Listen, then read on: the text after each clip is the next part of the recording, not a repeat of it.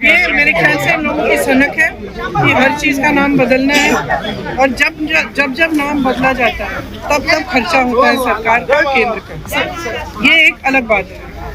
ये योजना महात्मा गांधी जी के नाम पर है। महात्मा गांधी जी हमारे राष्ट्रपिता हैं, उनका अपमान नहीं होना चाहिए।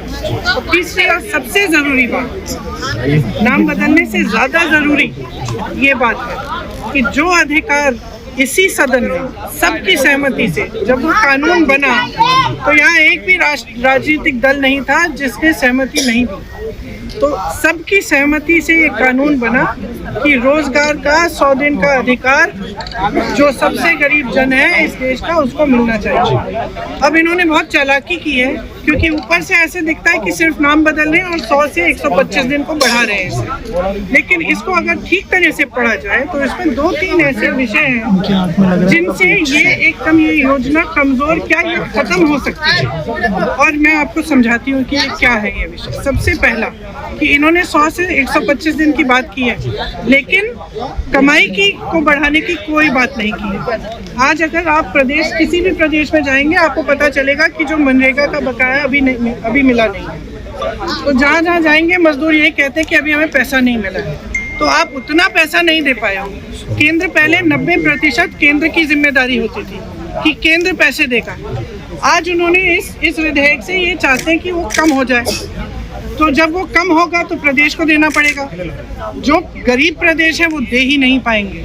इतना भार, इतना बोझ पड़ जाएगा उनकी अर्थव्यवस्था पर कि वो दे ही नहीं पाएंगे। जब दे नहीं पाएंगे तो क्या होगा? योजना खत्म हो जाएगी। दूसरी बात, आज जो गांव में काम होना है वो कौन तय करता है, कौन निर्धारित करता है? ग्राम प्रधान, पंचायत में निर्धारित होता है वो, और उसके लिए पैसे वहीं पे भेजे जाते हैं। अब क्या होगा कि केंद्र में निर्धारित होगा। अरे केंद्र में यहाँ पे दिल्ली में बैठे हुए इन लोगों को क्या पता कि आपको कौन सा कुआं चाहिए, आपको कौन सी दीवार बनानी है, आपको किस चीज की मरम्मत करनी है, नहीं पता चलेगा।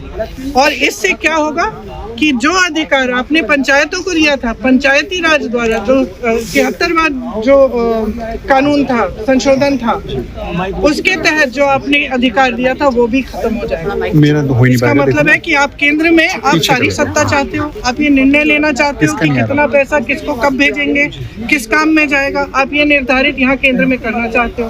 प्रदेश को आपने सारे पूंजी की जिम्मेदारी दे दी कि भाई तुम ही लगाओ इसमें पैसे। और जो पंचायत में है, जो गांव में है, उसका क्या होगा? उसको जो अभी मजदूरी नहीं मिल रही है उसका क्या होगा? 125 दिन कहना आसान है, उसके पैसे दोगे? खुद कह रहे हो कि नहीं देंगे, तो क्या होगा?